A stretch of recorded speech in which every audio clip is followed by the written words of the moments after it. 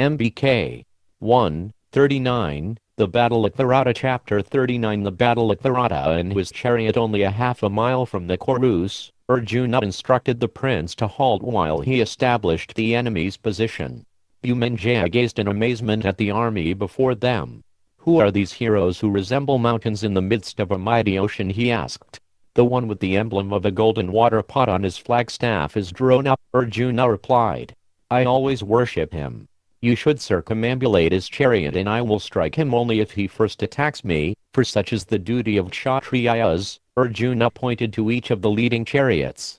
The hero clad in a coat of tiger skin on the chariot drawn by red horses is Kripala. "Today I will show him how light I can be in the use of weapons."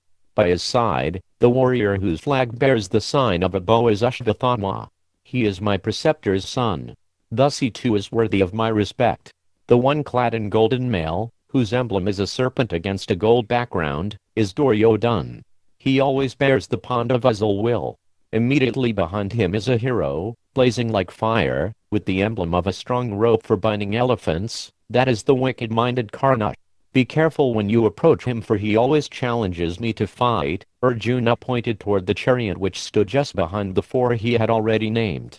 This great hero, whose flag is blue and emblazoned with a golden palmyra and 5 stars, and who is shielded by a white umbrella, is Shantanu's son Bhishma, our grandfather. Always treated with regal honor by the Kauravas, he follows Duryodhana. You should approach him last, for he will never harm me." After observing the army for some time, Arjuna told the prince to advance. As they moved off, he saw Duryodhana detach himself from the army and move toward the south, followed by half the troops. Arjuna ordered Bhumanjaya to follow him. "I will engage with Duryodhana, for if he is overpowered, then our purpose will be accomplished." Arjuna then sent arrows toward his 3 elders, who faced him on the battlefield. Kripala, observing Arjuna's chariot change direction, immediately understood his intention. "Quickly move to intercept the Pandava," he shouted. "What will we do with the Matsaya's vast wealth if Duryodhana were to sink like a whole boat in the Portha water?" Arjuna released hundreds of thousands of arrows, and they covered the Kuru forces like a swarm of locusts. The warriors could not see anything and they became confused. Being unable even to flee, they praised Arjuna's prowess. The earth and sky resounded with the twang of the Gandiva and the blast of Arjuna's conch shell. Virata's son maneuvered the chariot dexterously and cut off Duryodhana, preventing him from escaping with the cows. As Arjuna closed upon Duryodhana, the cows began to run back toward the city. Duryodhana quickly came back to the side of the other Kuru leaders. After saving the Matsaya cows, Arjuna said, "Let us leave the cowardly Duryodhana for now. He has fled for his life. I know the wretched Karna desires to fight with me, even as one elephant fights with another. Seek him out, O prince, and I will curb his pride. He has grown insolent due to the protection Duryodhana has afforded him." The prince swung the chariot around and raced into the center of the battlefield, from where he could see all the leading Kurus. 4 of Duryodhana's brothers came forward and confronted Arjuna. They sent their arrows toward him in steady waves, but Bhumanjaya avoided the falling shafts by his skillful driving. At the same time, Arjuna shot his own blazing arrows, which covered the Kaurava chariots. The Pandava, remembering Bhima's vow to kill all of Dhritarashtra's sons, avoided slaying any of them. Other mighty warriors rushed at Arjuna, roaring and releasing showers of weapons. 1. A king named Kshatrantapa assailed him with such force that he checked the movement of his chariot. Arjuna disappeared beneath a hail of arrows as Kshatrantapa fought with fury. Wounded by the assault, Arjuna blazed up in anger. He drew the Gandiva back to his ear and fired 5 deadly arrows that killed Kshatrantapa's 4 horses and his charioteer. With 10 more straight flying shafts, he tore off the king's armor along with his arms and head. Kshatrantapa fell to the earth like a mountain peak struck down by a thunderbolt. Arjuna turned toward the other Kuru fighters who were closing in on him. He seemed to be dancing in his chariot as he released his gold-plumed arrows. Long lines of shafts were seen to fly from Arjuna in all directions. As he moved among the Kuru army, he appeared like a forest fire consuming dry wood at the end of summer. The battlefield presented a dreadful scene, with the mangled bodies of warriors and animals strewn about. Elephants screamed and horses whinnied in terror. The roars of the fighters and the blasts of conch shells and trumpets added to the clamor. Above all these sounds rose Hanuman's terrible cries from Arjuna's standard. As Arjuna's chariot approached Karna, Arjuna was attacked by Karna's brother. Arjuna at once killed his horses and with a crescent-tipped arrow beheaded the warrior right in front of Karna. Seeing his brother fall like a palm tree cut at its root, Karna was infuriated. He rushed at the Pandava with a great shout. With 12 arrows he wounded both Arjuna and Bhumanjaya, as well as all of his horses. Arjuna assailed Karna with full force, like Garuda falling upon a serpent. The other Kurus, seeing an encounter about to take place between the two heroes, stood back to watch. Arjuna sent a thick shower of arrows toward Karna, but Karna baffled the shafts with his own. He counterattacked Arjuna with thousands of arrows.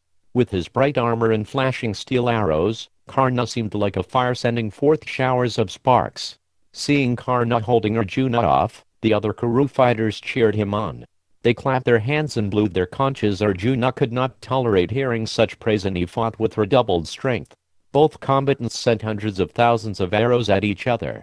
To those watching it seemed like the sun and moon were contending behind black clouds. Karna repeatedly attempted to kill Arjuna's horses and charioteer, but the Pandava checked Karna's arrows with his own every time. The two fighters fired arrows with blinding speed, their hands hardly visible as they worked their bows. Karna sent a non-stop stream of shafts that resembled the sun's rays shining on the earth. Gradually, however, Arjuna gained an edge over his opponent. While checking Karna's arrows he began to pierce him all over his body. With fleet arrows he wounded Karna in the arms, thighs, breast and head.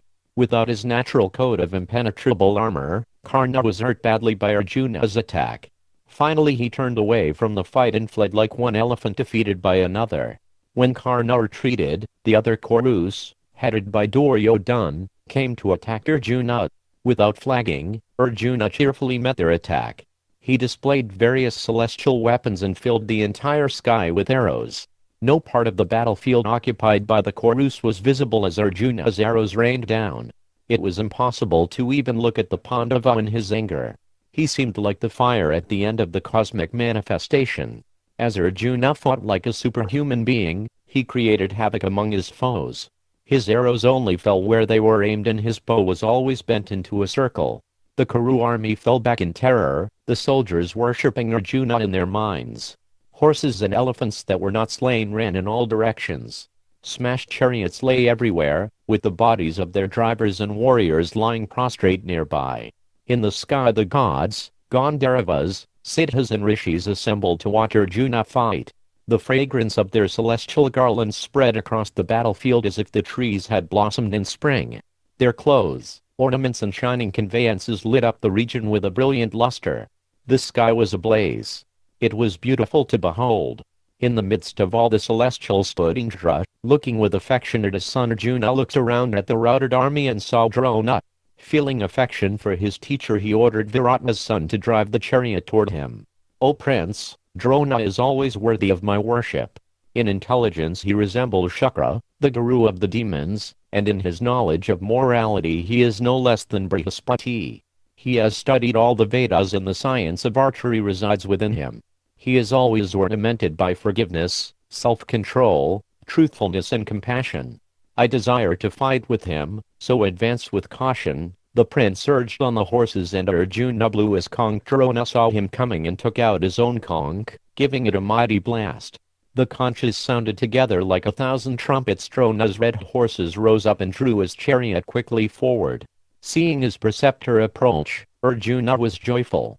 Placing his bow by his side he called out, "O gentle one, we have completed our term of exile in the forest and now wish to exact our revenge. You should not be angry with us. O irrepressible hero, I will not strike you unless you attack first." Drona smiled at his favorite disciple. Without replying he raised his gold-plated bow and discharged more than 20 shafts. Arjuna instantly raised his own bow and countered his arrows with astonishing speed. Drona covered Arjuna's chariot on all sides with thousands of arrows. Bhumanjaya swiftly turned the chariot and dropped away from Drona as Arjuna dexterously cut down his arrows. Both fighters invoked celestial weapons and spread a network of arrows that amazed the watching Kuru soldiers. Other weapons began to appear on the battlefield as the two combatants chanted mantras sacred to various deities. Firebrands and blazing discuses were hurled from Drona's bow, but Arjuna struck them all down. He sent an even greater number of long-shafted arrows toward his preceptor Drona, smiling all the while, cut down all those arrows in mid-flight. The Kurus cheered again and again as they witnessed the prowess of both guru and disciple, and they wondered at the harshness of a Kshatriya's duty that impelled the two to fight one another. Even as he fought with Drona, Arjuna kept up his attack on the Kuru army. His arrows descended on them like lightning bolts. As the fierce razor-headed shafts struck horses, elephants and soldiers, they made a sound resembling a hard downpour of hailstones. The battlefield was strewn with arms still clutching weapons and heads adorned with helmets. Golden armor and pieces of shattered chariots littered the ground. The screams of terrified soldiers filled the air as Arjuna maintained his assault. Feeling affection for his disciple, Drona displayed only some of his power. He held off Arjuna's attack on himself and sent a barrage of golden feathered arrows back at him. His shafts traveled toward Arjuna in rows. Their feathers touching Arjuna responded by releasing so many arrows that Drona and his chariot became invisible. Those observing Arjuna could not discern any interval between his taking up arrows, placing them on his bow, and then firing them. Even Indra, watching from the heavens, was wonderstruck. Drona was totally enveloped in a thick mass of arrows that fell continuously upon him. Seeing this, the Kurus cried out. Alas, Ashvatthama was infuriated and he rushed at Arjuna, bellowing out a challenge. The Pandava turned toward him and offered Drona a chance to retreat. Ashvatthama, highly skilled in battle, sent an arrow that cut Arjuna's ever-twanging bowstring. The deities in the sky, beholding this superhuman feat, exclaimed, "Well done! Bravo!" Ashvatthama succeeded in wounding Arjuna with a number of sharp-pointed shafts stacked with kanka feathers. Arjuna laughed and restrung his bow. A furious fight ensued between the disciple and the son of Drona, which made the hairs of the heroes who were watching stand erect. It resembled a clash between two maddened elephants. They struck one another with burning arrows that looked like serpents hissing through the air. But Ashvatthama's arrows quickly became exhausted as Arjuna fought on, his own supply being inexhaustible by the fire god's boon. As Ashvatthama withdrew from the fight, Karna returned and twanged his bowstring with a crash like thunder. Arjuna gazed at him with coppery red eyes. Hoping to kill him, he fired thousands of arrows in his direction. He then called out, "O Karna, the time has come for you to make good your boastful words. Many times have you vainly stated that there are none to equal you in battle. Fighting with me today you will know your own strength and will never again disregard others. Without ever considering piety, you have given vent to many harsh words. Try your best to make good those insults you offered me in the assembly. You cannot defeat me. Now reap the fruit of your insult to Draupadi. Only virtue restrained me that day from exacting a terrible vengeance. Today you will feel the force of my restrained anger, held in check these last 13 years. Fight, O sinful one, and let all the Kurus watch as you perish." Karna sneered. "Prove yourself in battle, Partha. The world knows that your words exceed your deeds. As a result of your weakness and inability, the Kauravas have forced you to suffer. Do not bother to make excuses. Now we will all see your power when I strike you with my irresistible weapons. Even if Indra himself came to fight on your behalf, you would not escape." Arjuna was derisive. "You have always fled from me and thus you still live to utter these empty words. Even today when you saw your brother slain you fled. What power were you showing then bending the Gandiva into a semicircle?" Arjuna quickly fired dozens of armor-piercing arrows that shone like fire. Karna delightedly received those shafts with his own, intercepting every one. Again a network of arrows spread out between the two fighters. Karna released searing shafts with unerring accuracy and pierced Arjuna's arms and hands. Unable to tolerate the attack, Arjuna cut Karna's bowstring with a crescent-headed arrow. Karna replied with a number of arrows that made Arjuna lose hold of the Gandiva. Quickly regaining his composure, Arjuna sent razor-headed shafts at Karna which cut his bow to pieces. Karna took up a fresh bow and released a fierce steel arrow resembling a lance, but Arjuna struck it down even as it left Karna's bow. 5 or 6 powerful fighters came up to support Karna, but Arjuna slew them all. The Pandava drew his bow back to his ear and fired 4 steel shafts that killed Karna's horses. With another powerful arrow he struck Karna on the breast, making a sound like an explosion. The arrow pierced Karna's armor and penetrated into his body. He lost consciousness and fell sideways in his chariot, whereupon he was quickly taken onto another chariot by his charioteer and carried away. Arjuna and Bhumanjaya scoffed at the defeated Karna. Arjuna then looked around and said, "Take me to the place where you see the emblem of the golden Palmyra. There stands our grandfather, Shantanu's son, looking like an immortal. He too desires to fight with me." Bhumanjaya was exhausted. Gasping for breath, he replied, "I do not think I can continue guiding your horses. My mind is confounded and my limbs are weak. It seems as if the four quarters are melting from the power of the celestial weapons you and the Kurus have released. I am beside myself with the sight and the smell of flesh and blood. I have never before seen such a battle. The clamor has deafened me and I feel stupefied. The twang of the Gandiva, like repeated thunderclaps, and your lightning bolt arrows have rent my heart. I am consumed by fear. It appears as if the earth is shifting before my eyes and I am losing my vitality." Arjuna consoled the prince. "You are a prince in the Matsya line. It is your sacred duty to face the enemy in battle. Take heart, for you will find strength in the supreme power. The Lord is always pleased when we perform our prescribed duties with firmness and determination. Guide the horses for only a while longer. I wish to face the grandsire in battle." The prince felt heartened and he urged the steeds forward. As the chariot moved across the battlefield toward Bhishma's chariot, Arjuna continued, "This battle will not last much longer. The Kuru army is reeling like a wheel under the force of my weapons. I will make a river flow toward the other world, with blood for its waters, chariots for its eddies, and elephants for its aquatics. The Kuru forest, with heads, arms and tall backs for its branches, will be cut down. I have obtained all the celestial weapons from the gods. Do not fear, O prince, for I will rout the Kurus and put them to flight." When Arjuna got within striking distance of Bhishma, he sent a hail of shafts at him. Bhishma patiently countered his arrows and four of Duryodhana's brothers came forward to protect him. Dushasana launched a fierce attack on Arjuna. He wounded Bhumanjaya with a large dart and pierced Arjuna's breast with another. Arjuna at once sent golden-winged arrows, which cut Dushasana's bow to pieces and severely wounded him in the chest. Dushasana retreated, leaving his three brothers to fight with Arjuna. Each of them were similarly injured and had to retreat. At Bhishma's command, thousands of Kuru troops surrounded Arjuna and assailed him. The Pandava spun around in his chariot with his bow constantly drawn to a circle. Sometimes he shot with his left and sometimes his right arm. Blazing arrows went in all directions and the Kuru force was torn apart. Arjuna appeared in battle like the scorching midday sun with its unbearable rays. Kuru heroes leapt down from their cars and fled, throwing aside their weapons. Horsemen turned and drove their horses away in terror. The Kurus retreated with difficulty, falling over the bodies of men, elephants and horses. Duryodhana, Karna, Kripa, Drona and Ashvatthama then rushed toward Arjuna together. They covered him with so many arrows that no part of his body was visible. Even amid that onslaught, Arjuna maintained his calm and invoked the Aindrastra, summoning the fire god's invincible power. That weapon sent hundreds of thousands of flaming arrows and darts at the Kurus and drove them back. Arjuna then saw Bhishma standing before him on his chariot. Ganga's son was smiling. In his shining coat of mail, he shone like a white mountain at sunrise. He lifted his gold-plated bow and fired a dozen arrows, which struck the roaring monkey on Arjuna's banner. Pushing aside the affection he felt for the old Kuru leader, Arjuna sent a huge dart which broke down the white umbrella over his head.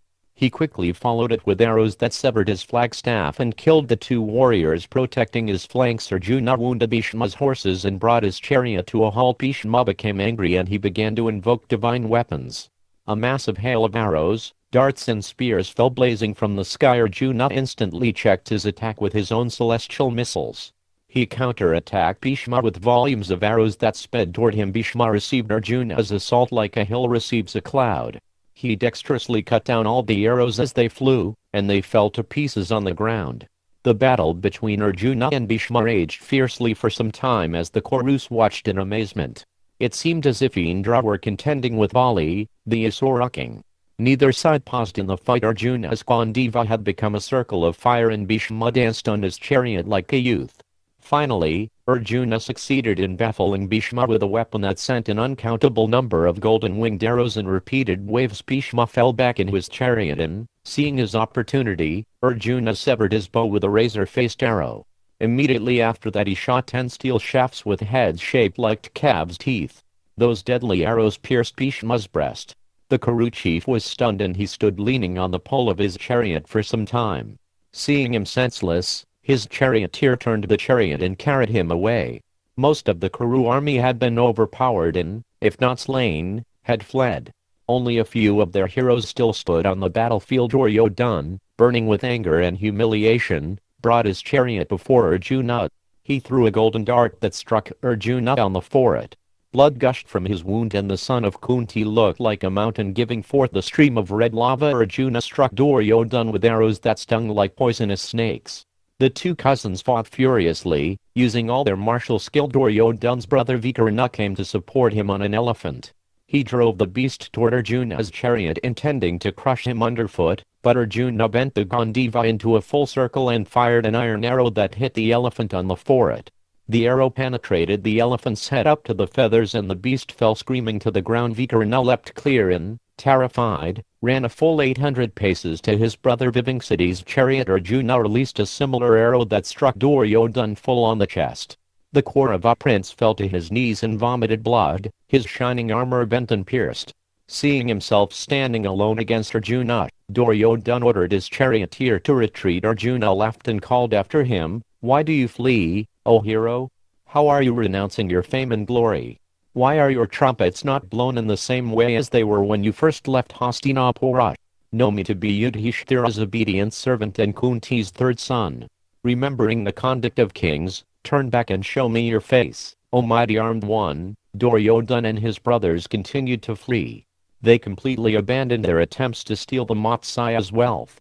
Remembering his promise to the Matsya ladies, Arjuna went around the battlefield and took the costly robes from the fallen Kuru warriors. As they made their way back to the city, Arjuna said, "You are the only person who is aware of my true identity. It may be wise to keep this information secret for a little while longer.